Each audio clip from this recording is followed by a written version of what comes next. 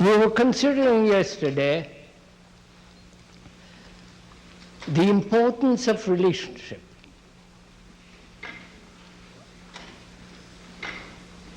And how we always live in the past. And to find out, if it is at all possible, to radically change one's way of living.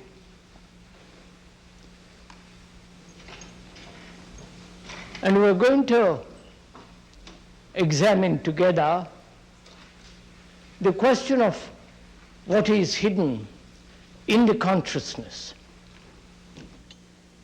the deeper layers of the mind, which is generally called the unconscious. Because we are concerned with bringing about in our souls and so in society a radical revolution. The physical revolution, which one is advocating all over the world at the present time, doesn't bring about fundamental change in man. And though it is necessary that a corrupt society such as this in Europe and in India and elsewhere, there must be fundamental changes in the very structure of society. And if man remains corrupt himself, his activity, he will overcome whatever the structure be, however perfect it be. Therefore, it is imperative, absolutely essential, that he change. And is this change to be brought about through the process of time, through gradual achievement, through gradual change, or does the change take place only in the instant? And that's what we are going to examine together. One sees that there must be change in oneself. The more sensitive, the more alert and intelligent one is, one is aware that there must be a deep, abiding, living change. And the content of consciousness is consciousness. The two are not separate. What is implanted, what is in consciousness, makes up consciousness. And to bring about a change in consciousness, both the obvious and the hidden, does it depend on analysis?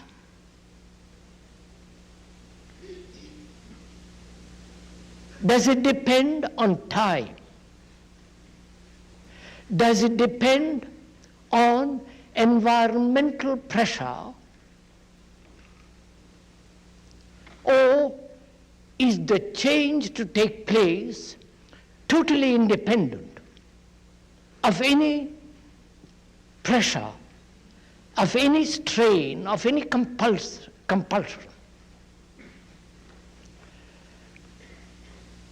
You know, this is going to be rather difficult to go into this question because it's quite complex. And I hope you will both of us able to share what is being said.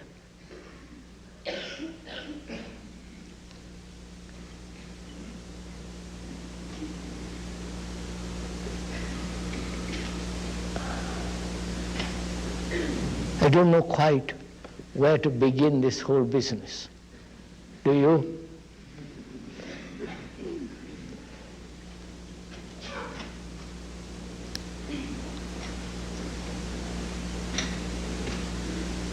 You see, unless one goes into this matter very seriously, really taking trouble, deep interest, with a passion, I'm afraid one will not be able to go very far. Far in the sense, not in time or in space, but within oneself, very deeply. One needs a great deal of passion, a great energy. And most of us waste our energies in conflict. And when we are examining this whole business of existence, you need energy. And energy comes with the possibility of change. If there is no possibility of change, then energy wastes away. We think we cannot possibly change. We accept things as we are, as they are, and thereby become rather dispirited, depressed, and uncertain and confused. It is possible to change radically, and that's what we're going to examine. And if you will not follow exactly what the speaker is saying, but using his words and using those words as a mirror to observe yourself and inquire with passion, with interest, with vitality, and a great deal of energy, then perhaps we can come to a point where it'll be obvious that without any kind of effort, without any kind of motive, the radical change takes place.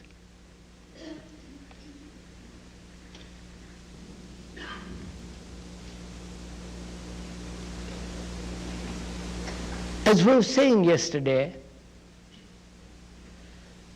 there is not only the superficial knowledge of ourselves, but also there is the deep, hidden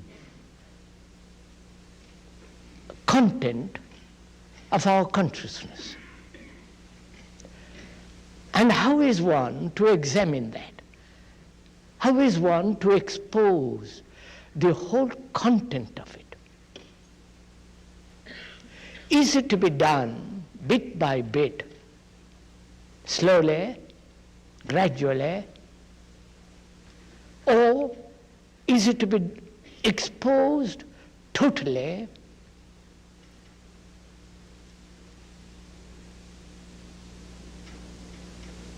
and understood instantly, and thereby the whole analytical process comes to an end? Now we're going to go into this question of analysis.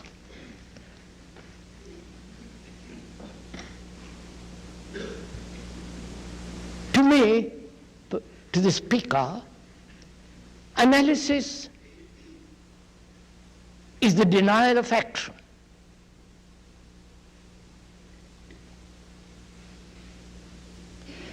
Action being always in the present, active present. Action means not having done or will do, but doing.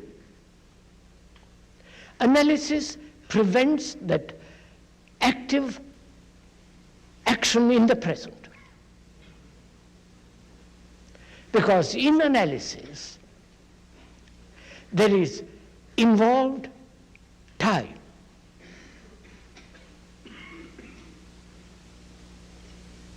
A gradual peeling off, as it were, layer after layer, and examining each layer, analyzing the content of each layer. And if the analysis is not perfect, complete, true, then that analysis is being incomplete, must leave a knowledge which is not total.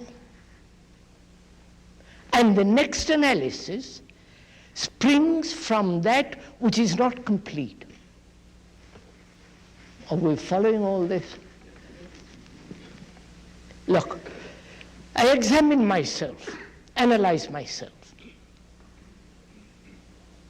And if my analysis is not complete, true, then what I have analyzed becomes the knowledge with which I proceed to analyze the next layer. And so, in that process, each analysis becomes incomplete and leads to further conflict, and so to inaction. Bene, shall go on. And in analysis, there is the analyzer and the analyzed. Whether the analyzer is professional or yourself, the layman, there is this duality, the analyzer analyzing. Analyzing something which he thinks is different from himself. And the analyzer, what is he? He is the past. He is the accumulated knowledge of all the things he has analyzed. And with that knowledge, which is the past, he analyzes the present. So, in that process, there is conflict. There is the struggle to conform or to force that which he analyzes. And in analysis, there is this whole process of dreaming. I don't know if you've gone into all this yourself, or probably you have read other people's books, which is most unfortunate. Because then you merely repeat what other people have said, however specialists, however famous they are. But if you don't read all those books, as the speaker doesn't, because they're rather boring, then you have to investigate it yourself. Then it becomes much more fascinating, much more original, much more direct and true.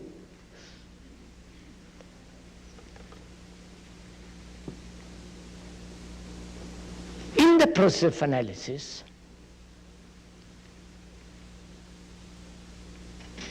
there is this world of dreams.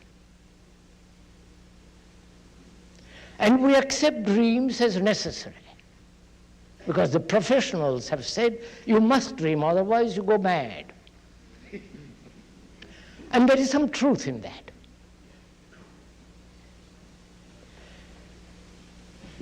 And what are dreams? Because all this we are inquiring into because we are trying to find out whether it is possible to change radically. When there is so much confusion, so much misery, such hatred in the world and brutality, where there is no compassion, one must, if one is at all serious, inquire into all this. And we are inquiring not merely for intellectual entertainment, but actually trying to find out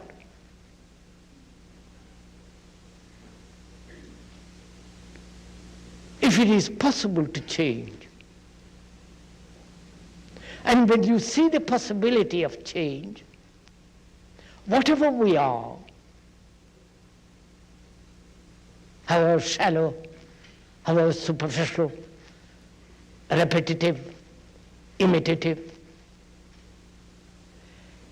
if we see that there is a possibility of radical change, then we have the energy to change. And if we say it is not possible, then that energy is dissipated. So we are inquiring into this question.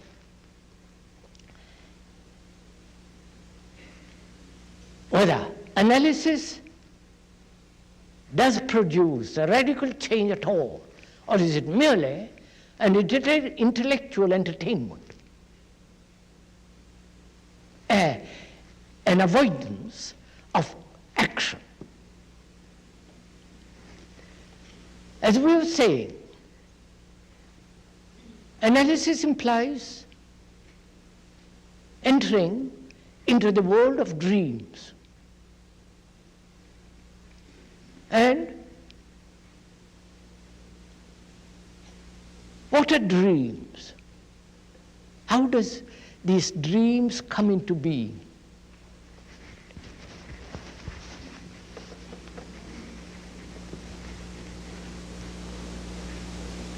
I don't know if you have gone into this.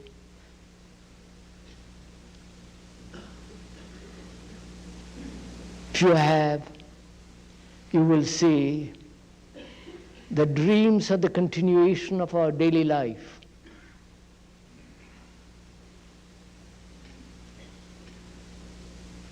What you are doing during the day, all the mischief,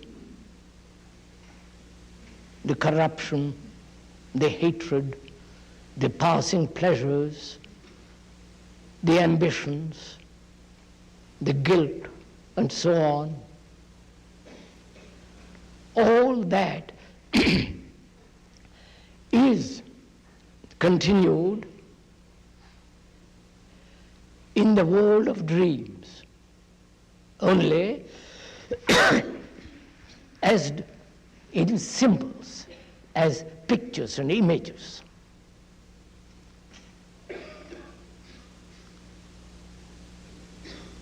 And these pictures and images have to be interpreted. And all the fuss and the unreality of all that comes into being. One never asks, why should one dream at all? One has accepted dreams as essential, as part of life. Now we are asking ourselves, if you are with me, why you dream at all? Is it possible when you go to sleep to have a mind that is completely quiet. Because it's only in that quiet state that it renews itself.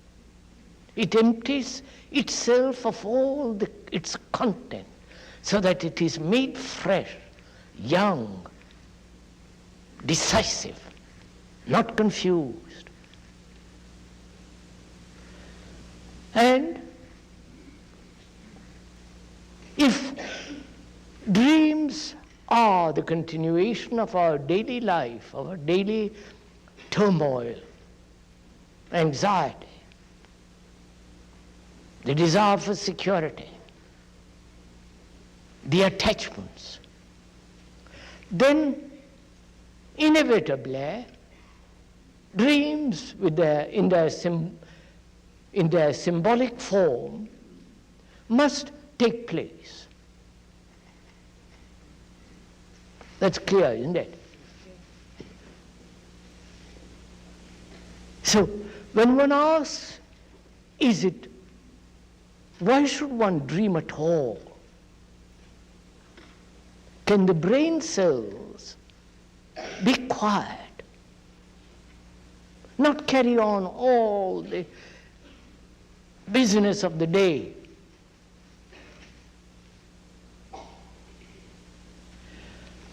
To find that out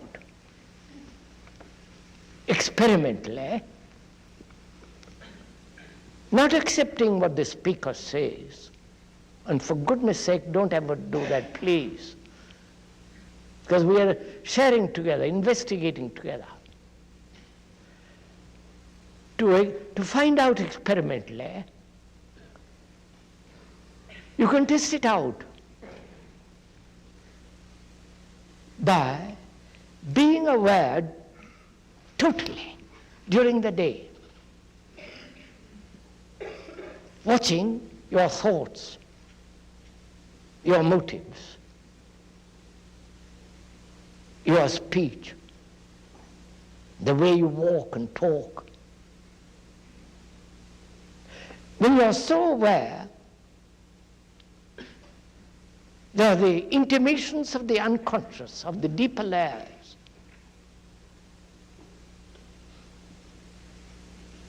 Because then you are exposing, inviting the hidden motives, anxieties, all that, the content of the unconscious into the open. So when you do go to sleep, then you will find that your mind, including the brain, is extraordinarily quiet. It is really resting. Because you have finished what you have been doing during the day. That is, I don't know if you have ever done it. If you take stock of the day, as you go to bed, lie down, don't you do this? Go over the day, taking stock, saying, I should have done this, I should not have done that. It was better said that way. I wish I hadn't said this. That is, when you take stock of the things that have happened during the day, you are trying to put order. Please do pay little attention to this. You are trying to bring about order before you go to sleep. And if you don't put order before you go to sleep, the brain tries to put order when you are asleep. Because the brain functions perfectly only in order, not in disorder.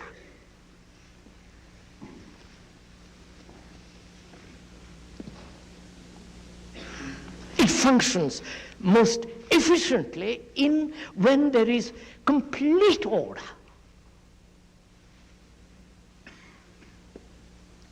Whether that order is neurotic or rational. You're following all this? Because in neurosis, in imbalance, there is order. And the brain accepts that order.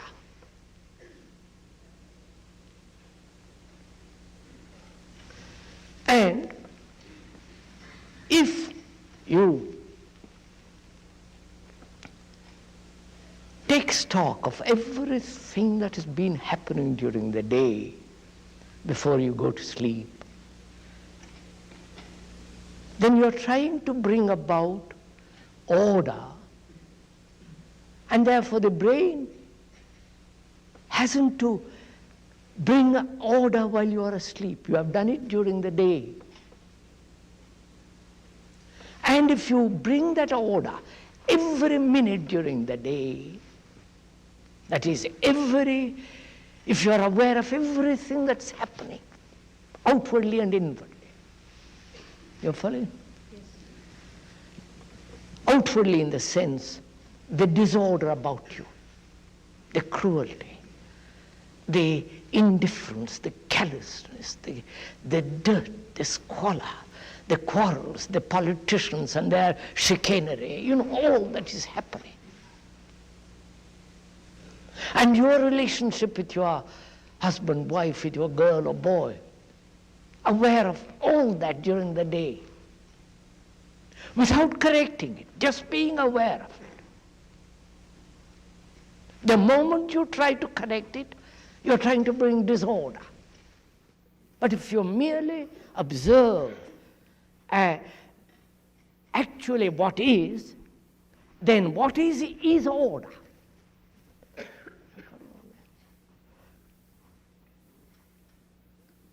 It is only when you try to change what is, then there is disorder. Because you want to change according to the knowledge which you have acquired. That knowledge is the past, and you are trying to change what is, which is not the past, according to what you have learned. Therefore, there is a contradiction.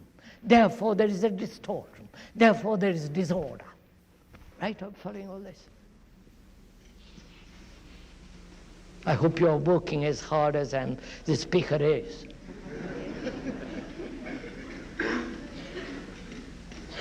May I take my coat off?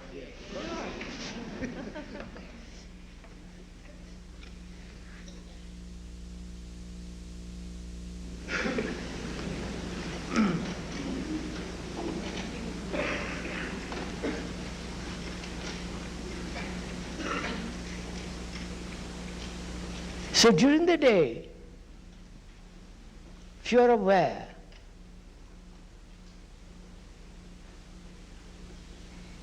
of the ways of your thought,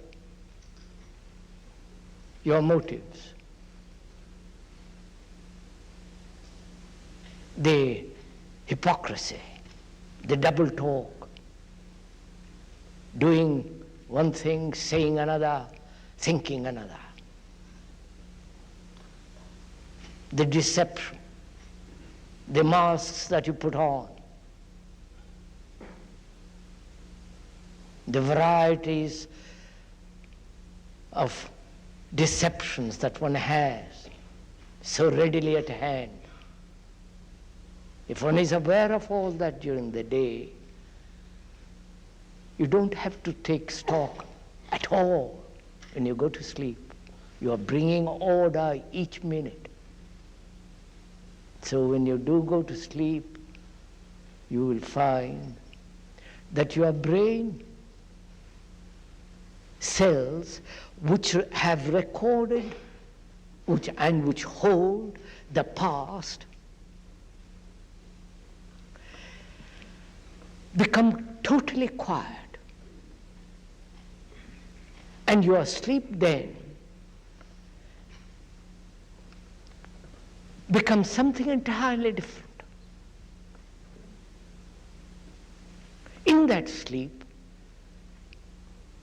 the mind, when we use the word the mind, we are including in that the brain, the whole nervous organism, the affections, all the human structure is the mind. When we use that word, we mean all that, not something separate. In that is included the intellect, the heart, the whole nervous organism. When you go to sleep then, the analytical process has totally come to an end. Then when you wake up, you see things exactly as they are. Not your interpretation of them or the desire to change them.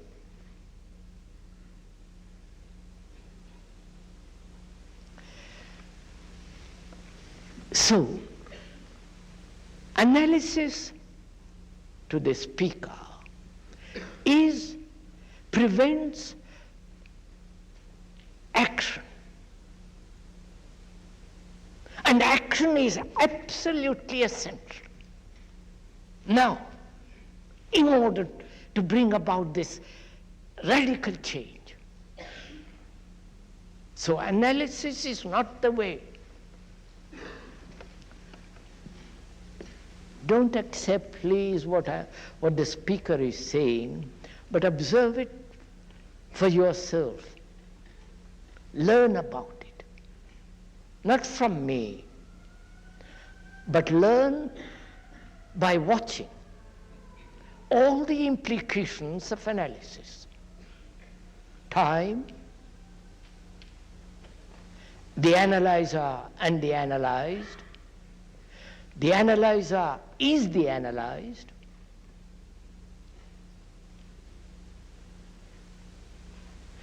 and each analysis must be complete, otherwise it distorts the next analysis.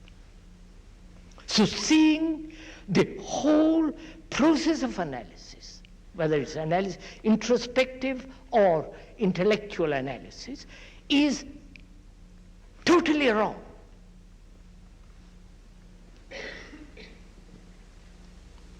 It is not the way out. It may be necessary for those who are somewhat or greatly unbalanced, and perhaps most of us are unbalanced. So, that's not the way out. So we must find a way of observing the whole content of consciousness without the analyzer. You're following this? You know, it's a great deal, this great fun if you go into this. Because you have then reject totally everything that man has said.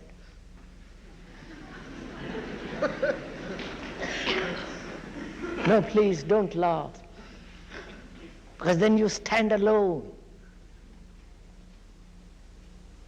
Then you find out for yourself, it'll be authentic, real, true. Not dependent on any professor, any psychologist, any analyst, and so on and so on.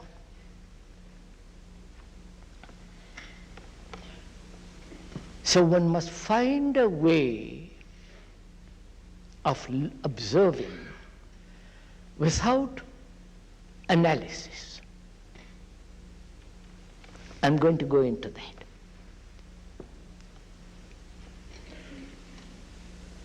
I hope you don't mind my doing all this, do you? No. This is not a group therapy.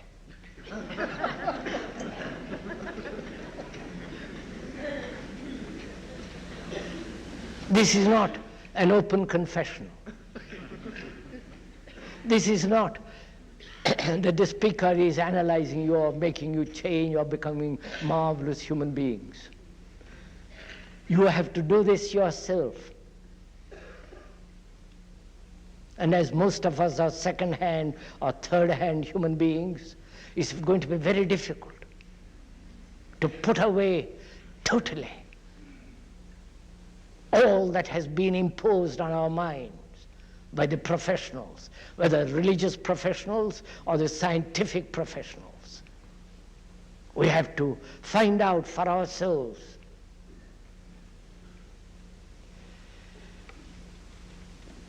And if that analysis is not the way, and it is not, as far as the speaker is concerned, because he has logically explained it,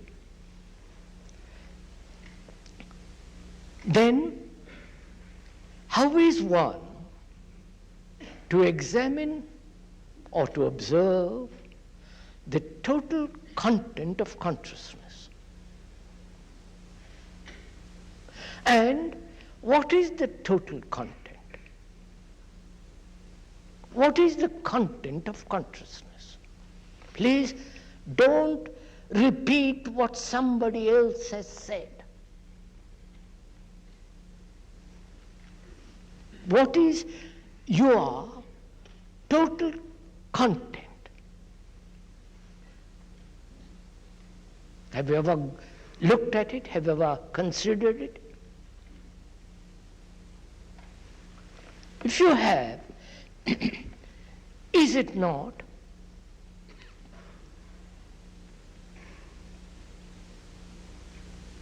the various recorded incidents, happenings, pleasurable and non-pleasurable, various beliefs, traditions, the various individual recollections, memories, and the racial family memories, the culture in which one has been brought up, all that is the content, isn't it?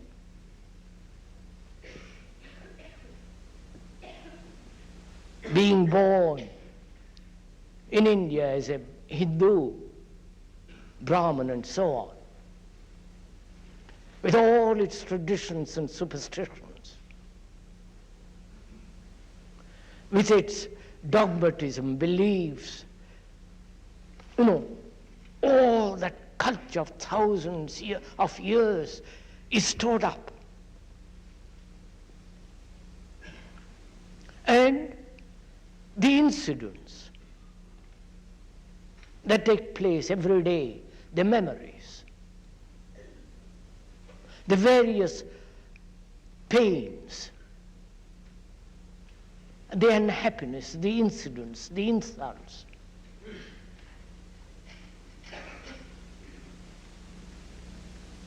all that is recorded.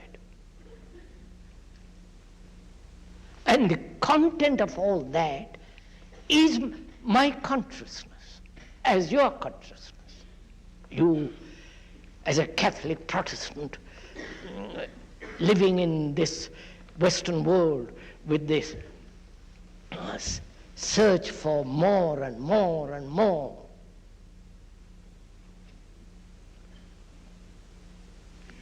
The world of great pleasure, entertainment, wealth, incessant noise of the television, the pictures, the brutality, all that is you, that's your content.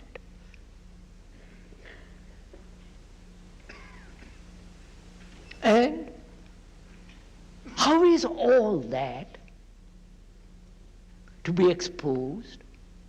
And in the exposing of it is each incident to be examined, each happening, each tradition, each hurt, each pain. You follow? One by one. Or is it to be looked at totally? You're following all that?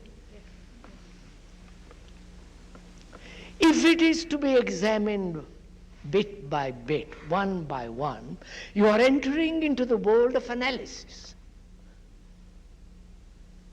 And then there is no end to that. You will die analyzing. And giving great deal of money to those who analyze, if that's your pleasure. Or is it to be looked at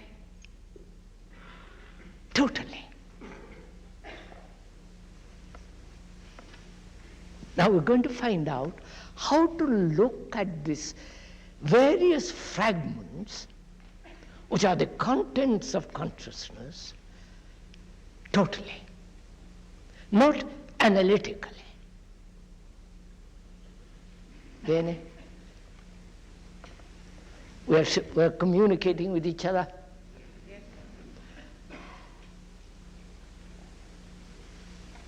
So we're going to find out how to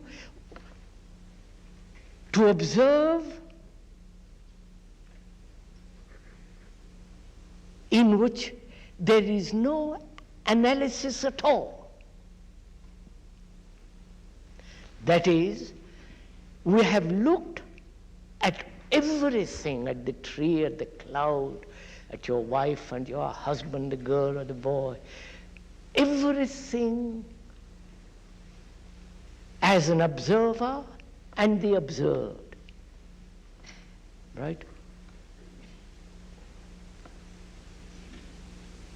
Please do give little attention to this. You have observed your anger, your greed or your jealousy, whatever it is, as an observer looking at greed. The observer is greed, but you have separated the observer because your mind is conditioned to the analysis, analytical process. Therefore, you are always looking at the tree, at the cloud, at everything in life as an observer and the thing observed. Have you noticed it? You look at your wife through the image which you have of her. That image is the observer. That image is the past. That image has been put together through time. And the observer is the time, is the past, is the accumulated knowledge of the various incidents and accidents and happenings, experiences, so on. That observer is the past, and he looks at the thing observed as though he was not of it but separate from it. Now, can you look without the observer?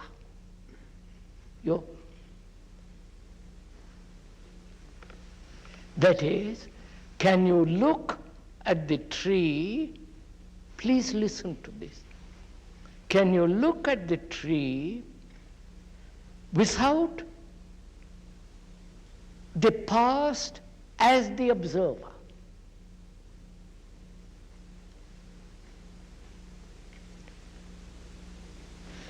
That is, when there is the observer, then there is space between the observer and the observed, the tree, right? That space is time. because there is a distance. That time is the quality of the observer, who is the past,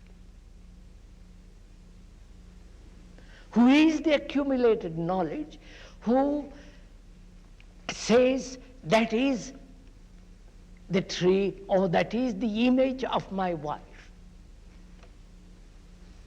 Now, can you observe without the observer?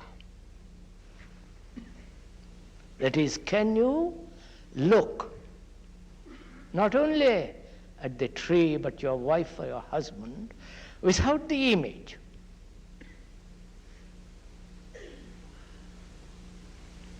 You know, this requires tremendous discipline. Now I'm going to show you something, which is, discipline implies generally a conformity,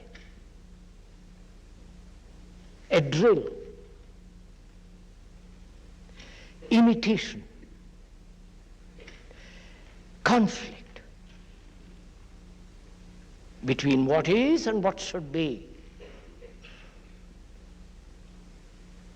And so, in discipline there is conflict, suppressing, overcoming, the exercise of will, and so on. All that is implied in that word. But that word means to learn, not to conform, not to suppress, but to learn. And the quality of the mind that learns has its own order, which is discipline. We are learning now to observe without the observer, without the past, without the image. When you so observe, the what is, the actually what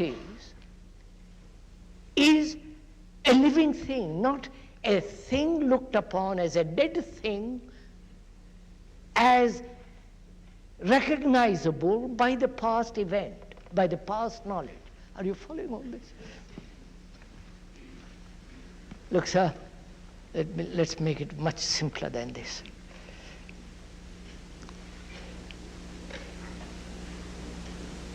Now, you say something to me which hurts me.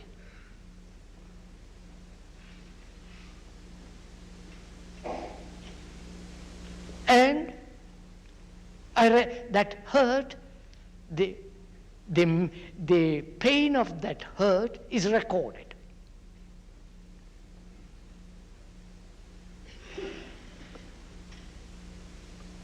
That memory of that continues. And when there is a further pain, it's recorded again. So I am strengthening, the hurt is being strengthened from childhood on. Whereas when there is pain, you say something which is painful to me, to observe it so completely that is not recorded as a hurt. You're following? The moment you record it as a hurt, that recording is continued. And for the rest of your life, you are being hurt, because you are adding to that hurt. Whereas if you observe the pain,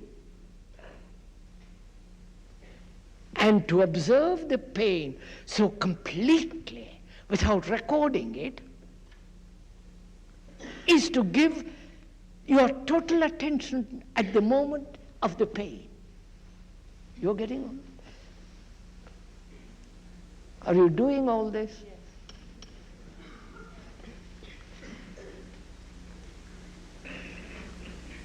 Look, sir, when you go out for a walk, when you walk in these streets, there's all kinds of noise, all kinds of shouting, the vulgarity, the brutality, this pouring in the noise. It is very destructive. The more sensitive you are, the more destructive it becomes. It hurts your organism. And you resist that,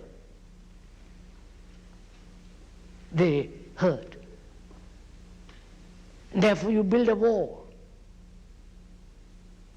And when you build a wall, you are isolating yourself.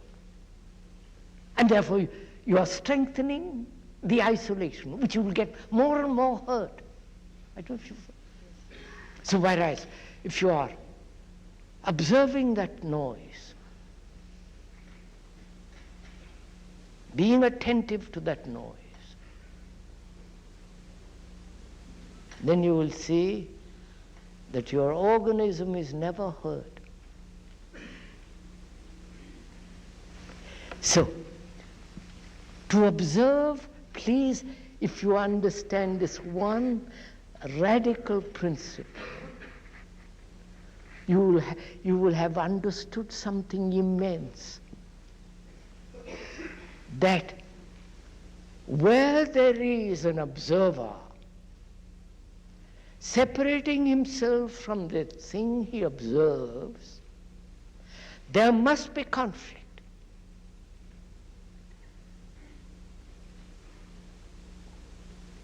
Do what you will, as long as there is a division between the observer and the observed, there must be conflict. As long as there is division. As long as there is a division between the Muslim and the Hindu, there must be conflict. As long as there is a division between Catholic and the Protestant, there must be conflict. You may tolerate each other, which is an intellectual covering of intolerance. As long as there is division between the black and the white and the purple and the blue and the yellow and the black, there must be conflict. As long as there is a division between you and your wife, there must be conflict.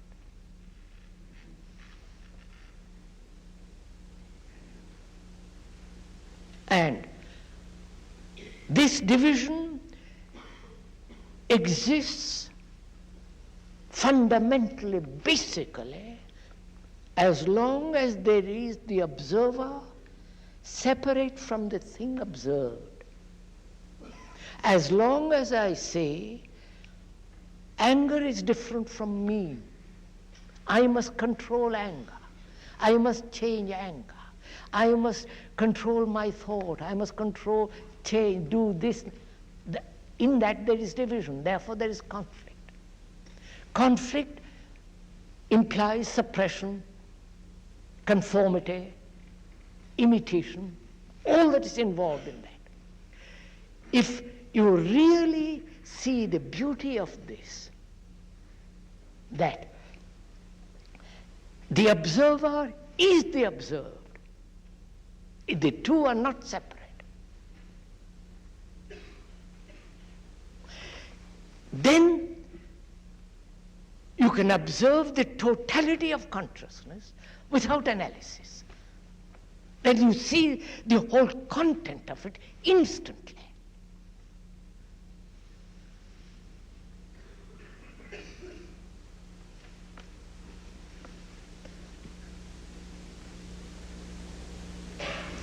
So,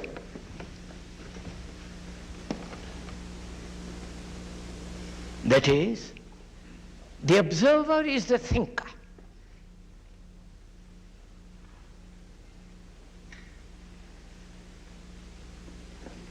And we have given such tremendous importance to the thinker. haven't we? We live by thought.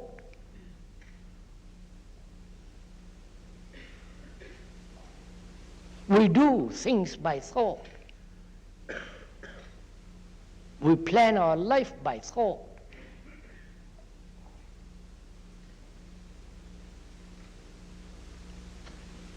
Our action is motivated by thought.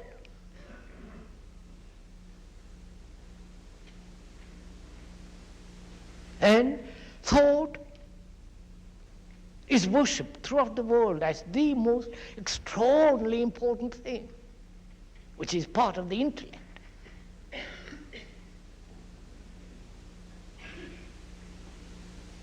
And thought, again, please follow this a little bit.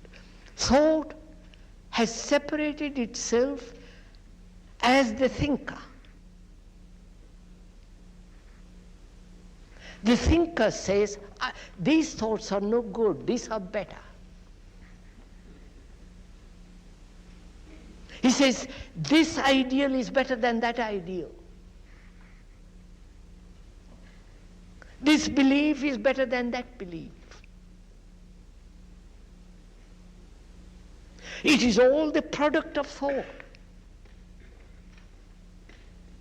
Thought which has made itself separate, fragmented itself as the thinker, as the experiencer. Thought has separated itself as the higher self and the lower self.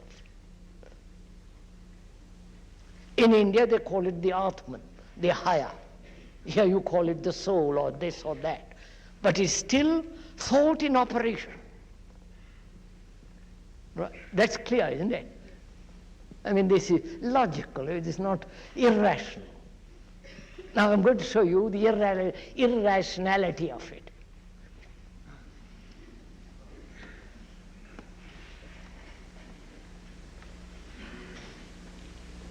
And we have lived all our books and all our literature, everything is this thought. And our relationship is based on thought. Just think of it.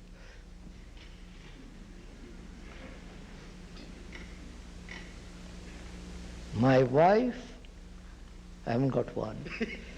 My wife is the image which I have created by thinking. That thinking has been put together by nagging, all the thing that goes on between husband and wife. The pleasure, the sex, the irritations, the exclusions, all that goes on, all the separative instincts that go on. And our thought is the result of our relationship. And what is thought? If you were asked that question, what is thought? Don't please repeat somebody else. Find out for yourself.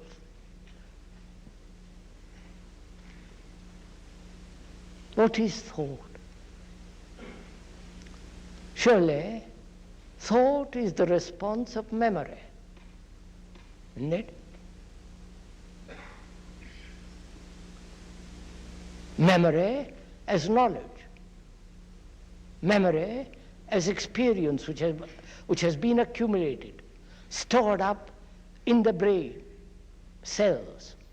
So the brain cells themselves are the cells of memory. If you didn't think at all, you would be in a state of amnesia. You wouldn't be able to go to your house. So, thought is the response of the accumulated memory as knowledge, experience. whether it's yours or the inherited or the communal and so on.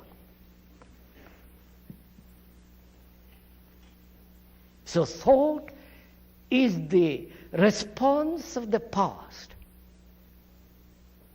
which may project itself into the future, but it's still the past, going through the present, modifying it as the future, but it's still the past.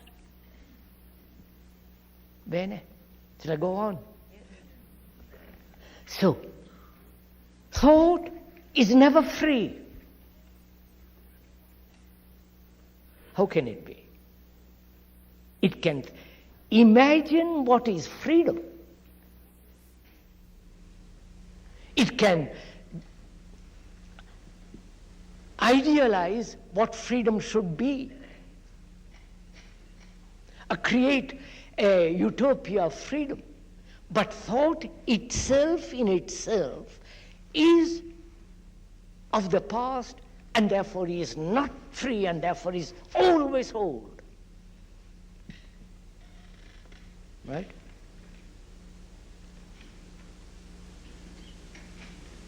Please, it's not a question if you're agreeing with the speaker. That's a fact.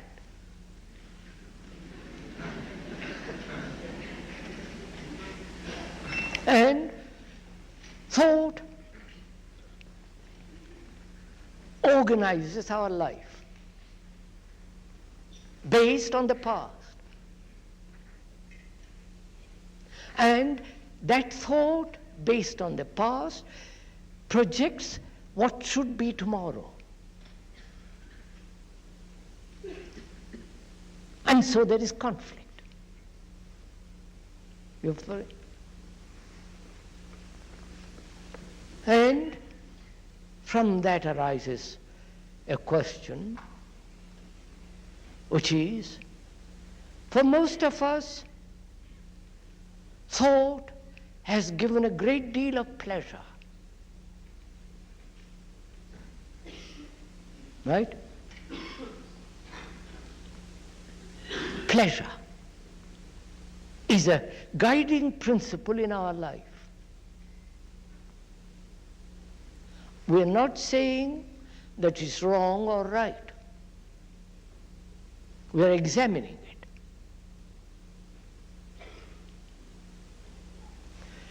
Pleasure is the thing that we want most. Here in this world, in the spiritual world, in the world of heaven, if you have a heaven, pleasure. Pleasure in any form. Religious entertainment,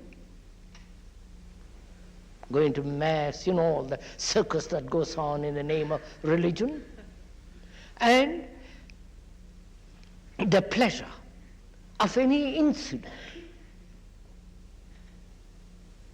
whether it is of a sunset, sexual, or any sensory pleasure, is recorded and thought over. Right? So thought as pleasure plays a tremendous part in our life.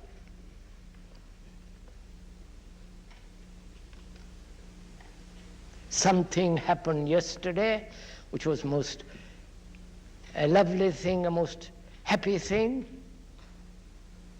It's recorded, thought comes upon it, chews it, and keeps on thinking about it, and wants it to be repeated again tomorrow, sexual or otherwise.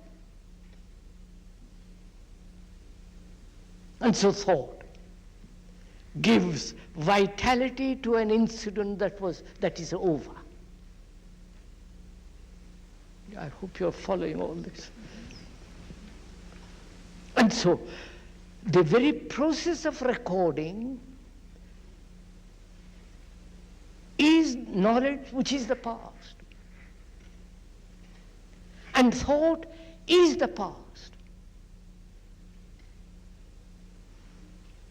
So, the thought as pleasure is sustained. And if you have noticed, pleasure is always in the past. Or the imagined pleasure of tomorrow is still the recollection projected into the future, the past, right? And also you can observe that where there is pleasure and the pursuit of pleasure, there is also the nourishing of fear. Haven't you noticed it? Fear of the thing I have done yesterday.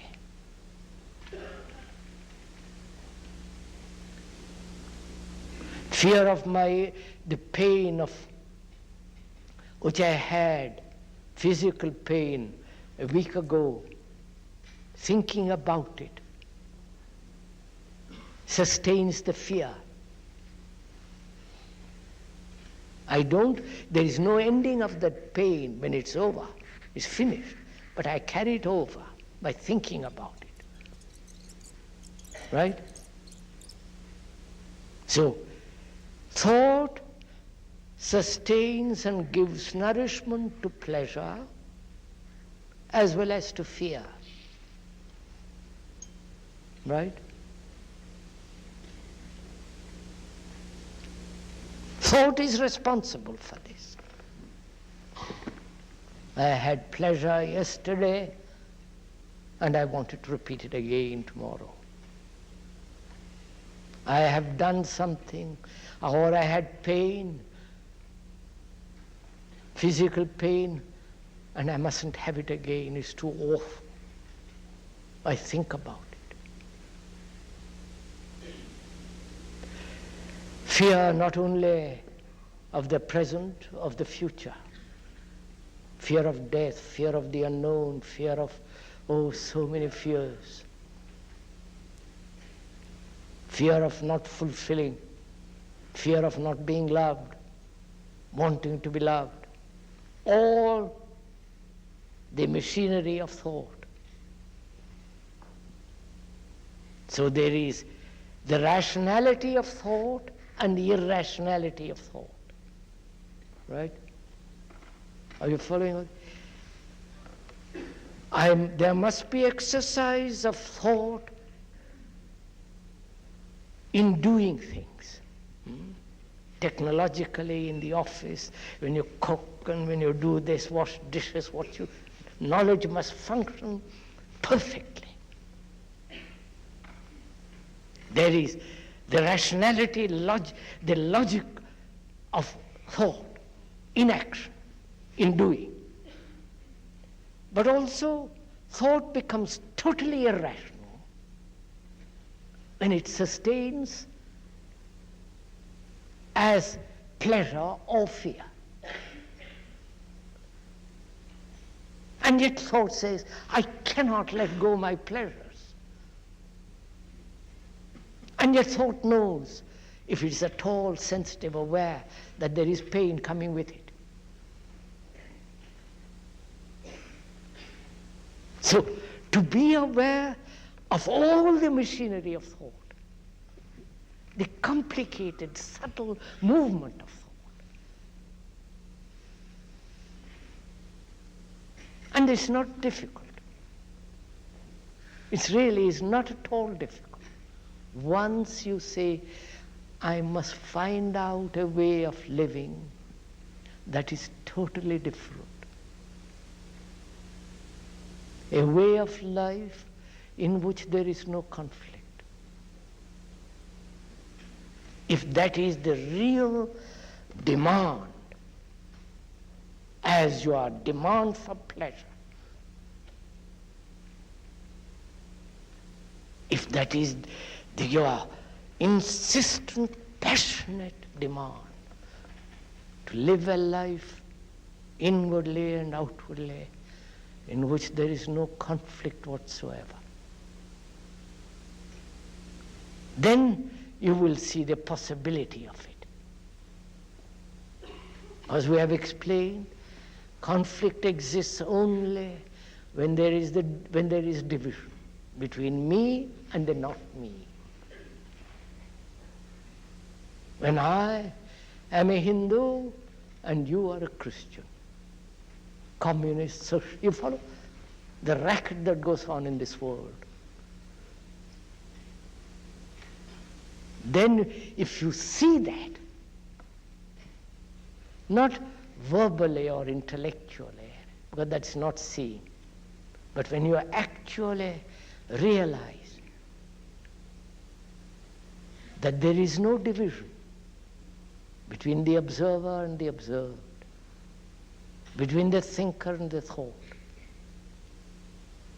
then you see, observe actually what is. And then when you see actually what is, you have already beyond it. You don't stay with what is. You stay with what is only when the observer is different from the what is. You're getting this?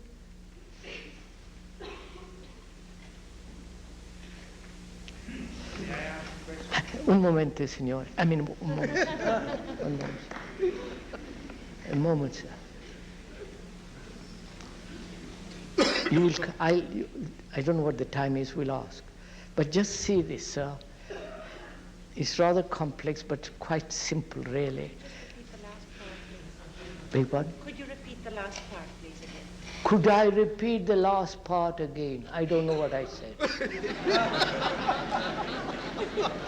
Sorry, I'm not, please don't laugh, sir. I'm not putting this on. I really forgotten what I've said. I'll repeat it differently. I'll say it differently. See, we have divided life as the me and the not me, we and they.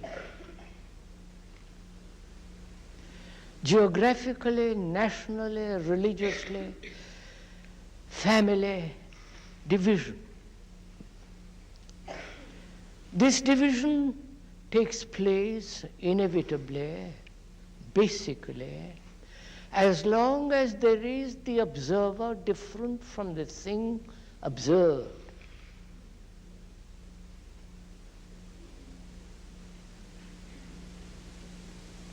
When I look at myself as an observer different from the thing observed, then what is, I want to change. I want to suppress it. I want to get over it. Make it conform to what I think should be, the ideal which I have projected as the observer. Now, in that there is conflict. But to observe actually what is without the observer, which is the past, which is the time, which is all that, when you so observe actually what is, the what is has undergone a tremendous change. Because it's no longer what is, what you thought what is. It is something totally new. Look, I'll show it in a minute.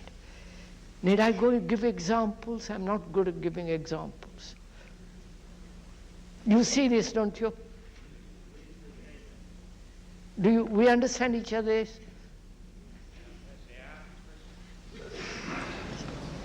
So let me finish, and then you can ask. I don't know what time it is. So, see, what we have talked about this evening is very simply how to totally eliminate in oneself every form of conflict. It is only then you know what love is.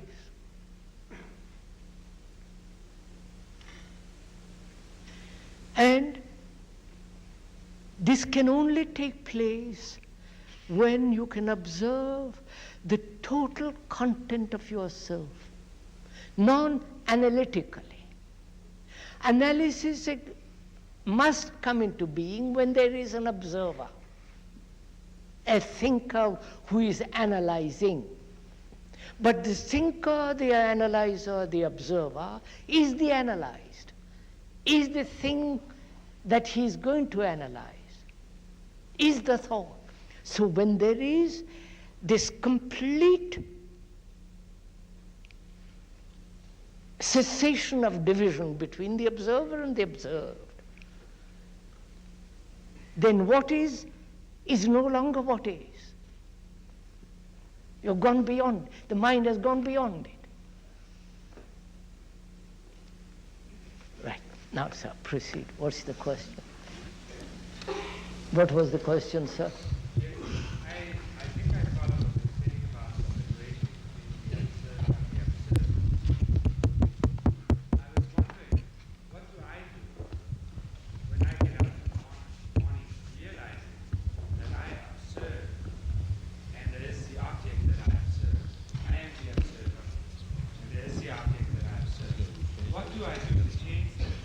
I'll show it to you. I understand the question, sir. Is this what you're saying? I wake up in the morning, tired, exhausted.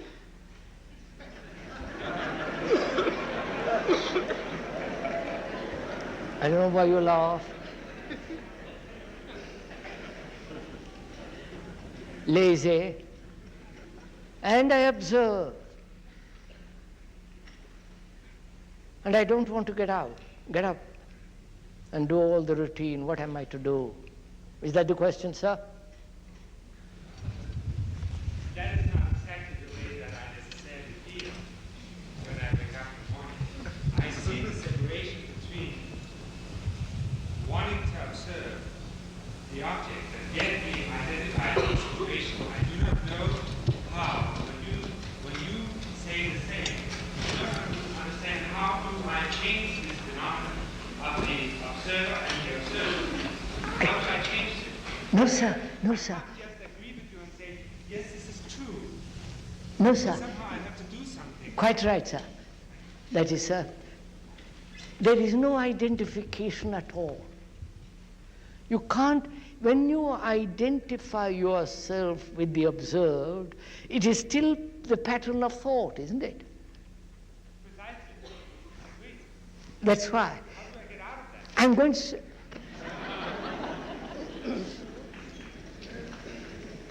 You don't get out of it. I'll show it in a minute, sir.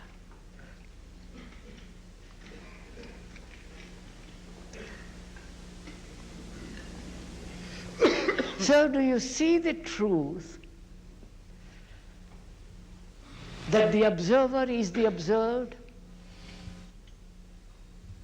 The truth of it, the fact of it, the logic of it. Do you see that? The truth of it? Or don't you? It's still only a comment, sir, which arises. Bipon, sir? It's still only a comment which arises. The truth does not exist. The fact doesn't exist. No. A comment arises. A comment of agreement arises. No, I don't agree, but you see the fact, don't you? No, wait a minute, sir, this is really, please, don't agree or disagree, just this very serious thing, because you see, I wish I could talk about meditation, but not now. This is implied in this, you see. Just a minute, sir, let me finish this. See the importance of this. You know, the truth that I am anger, not I am different from anger. That's the truth, isn't it? That's a fact, isn't it? I am anger, not I separate from anger. When I am jealous, I I'm jealous, not that I am different from jealousy. I make myself separate from jealousy because I want to do something about jealousy. Sustain it, or get rid of it, or rationalize it, or get bored with it, whatever it is. But the fact is, the me is jealous. That's a fact, isn't it? Now, how am I to act when I am jealous? Right? When me is jealousy, before I thought I could act. When I separated myself from jealousy, I thought I could do something about it. Suppress it, rationalize it, or run away from it, do various things. I thought I was doing something. Here, I feel I am not doing anything. Right? That is, when I say, I am jealousy,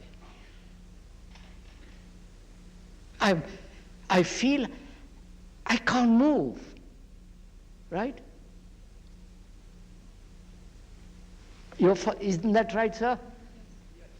Now, I'm going to show you, when you have said, I will show it to you.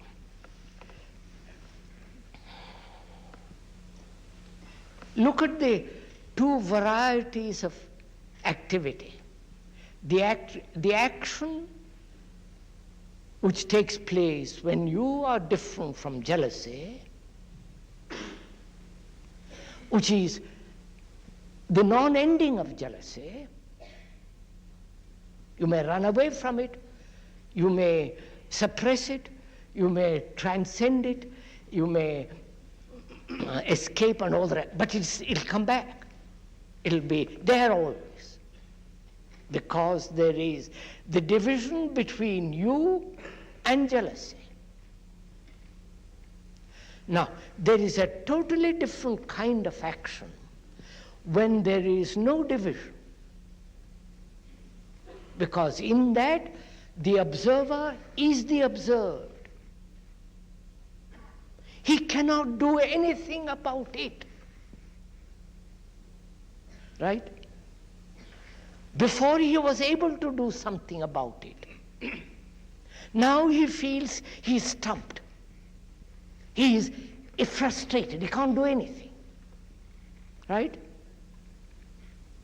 Now, if the observer is the observed, then there is no saying, I can't do anything about it. You're following this? He is what he is. I don't know if you're following this. He is jealousy. Now, when he is jealousy, what takes place?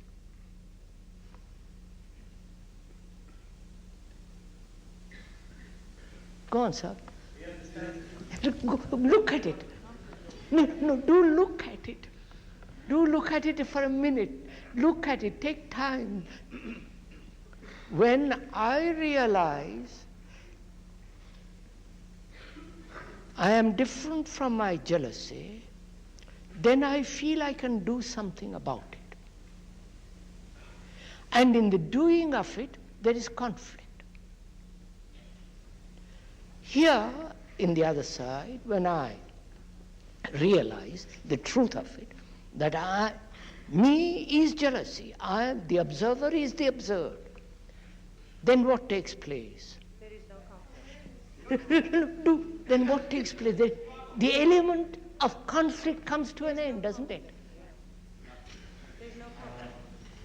The element of conflict ceases. Here, conflict exists. Here, conflict doesn't exist. So conflict is jealousy. You've got it?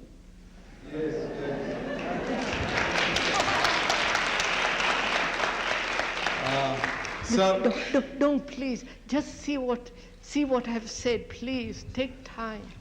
Or you're too. Why do you clap? I don't know. may I ask a question? Sir, wait a minute, sir. Please, sir. There was conflict. And conflict has been part of my life. I've lived with conflict. From the moment I'm born till I die, I know nothing but conflict. Here, when the observer is the observed, the thinker is the thought, then there is no conflict. When there is no conflict, there is no jealousy. You don't have to think. Jealousy is conflict, isn't it?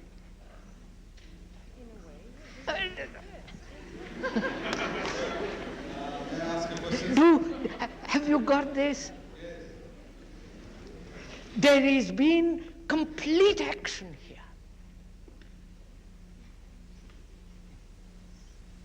An action in which there has been no effort at all. Therefore it's complete, total. It will never come back.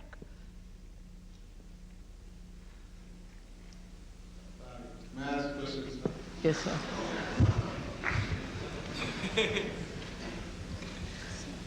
Wait a minute. What did you want? Somebody ask? Yeah. Yes, please. Analysis, sir, you said analysis is the deadly tool to thought or consciousness. I perfectly agree with you, and you were about to say that you would develop the argument that there are fragments in the brain or thought or consciousness which will be anti-analysis.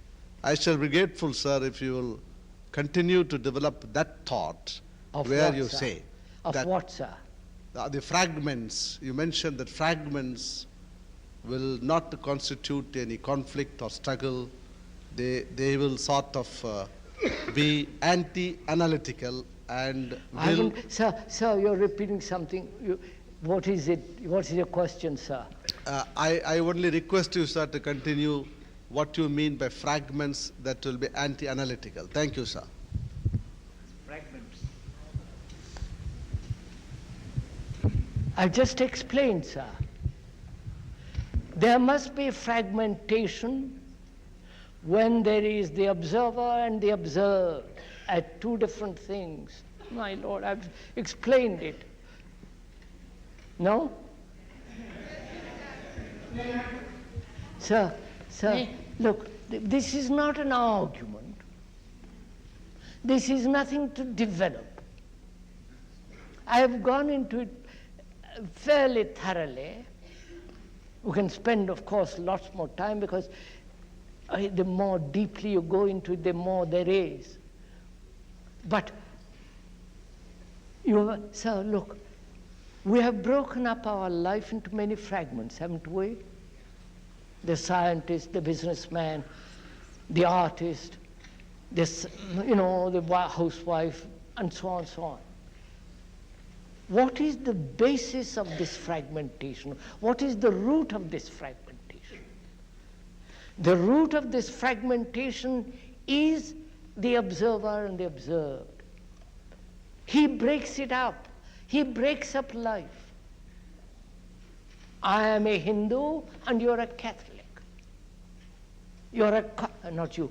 I am a communist, you are a bourgeois. You follow? So there is this division all the time going on. And I say, why is there this division? What causes this division? Not only the external economic social structure, but much more deeply, what causes this division? This division is brought about, this fragmentation, the me and the not me, right? The me that want to be superior, the more famous, the ambitious, the greater, the more. And you, different. So, the me is the observer. The me is the past, which divides the present as the past and the future. So, as long as there is the observer, the experiencer, the thinker, there must be division. I showed we explained together that when there is division, there is jealousy, conflict with jealousy.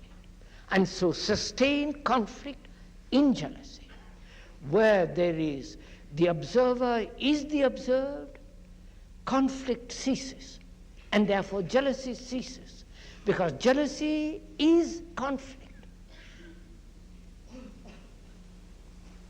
Jealousy is conflict, isn't it? Is it human nature? Huh? Is it human nature? Is it human nature? Jealousy? Is jealousy human nature? Is violence human nature? Is greed perhaps. human nature? I wanted to ask you another question, if I may. Am I right or wrong, according to what you've been telling us? And to put it succinctly, are we what we as a man thinketh in his heart, so is he. So watch our thoughts and profit from experience. What? Madam, I haven't quite understood what you said. What was the question, madam?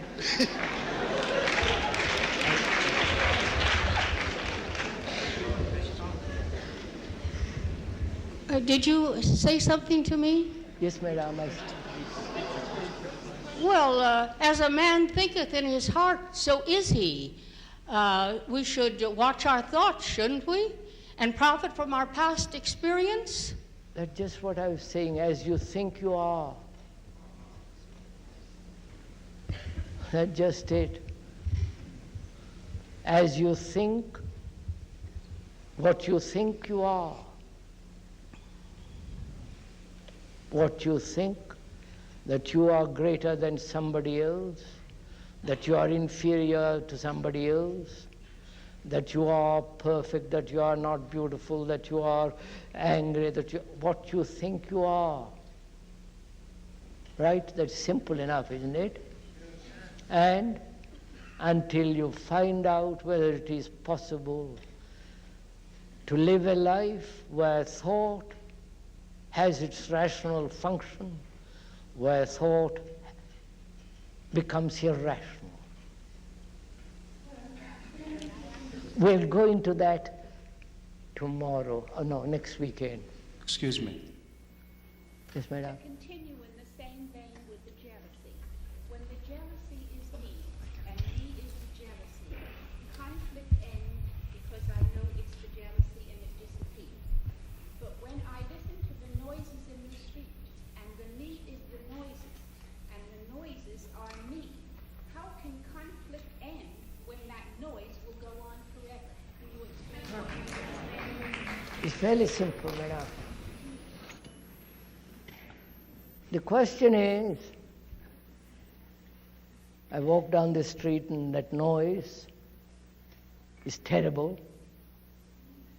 And when I say that noise is me, the noise doesn't end. It goes on. Isn't that the question? I don't say the noise is me.